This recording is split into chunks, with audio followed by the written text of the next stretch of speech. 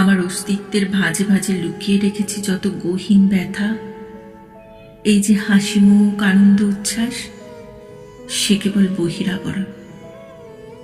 ভিতর ঘরে পুষে রেখেছি এক অচেনা বেদনার কাব্য, যেখানে তোমার স্মৃতিরা আজও পথ হারায়।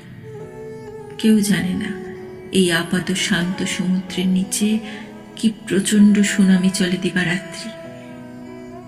সকলের দৃষ্টির আড়ালে দূরে সরিয়ে রাখি আছে যত গভীর বিষাদ।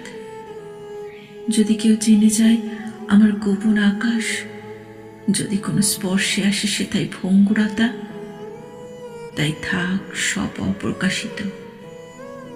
এ আমার মৌন সম্মতি, নিজের কাছে নিজেকে লুকিয়ে রাখার। জীবন যেন এক অদ্ভুত আয়না, যা শুধু প্রতিচ্ছবি দেখায়, গভীরতা নয়। সবাই দেখে মসৃণ উপরিভাগ, নিচের মরিচা নয়। ভিতরের ক্ষতগুলো আমি যত্নে ঢেকে রাখি মখমলের আবরণে। নেই কোনো প্রয়োজন সহানুভূতির, চাই না অকারণ ব্যথার প্রলেপ।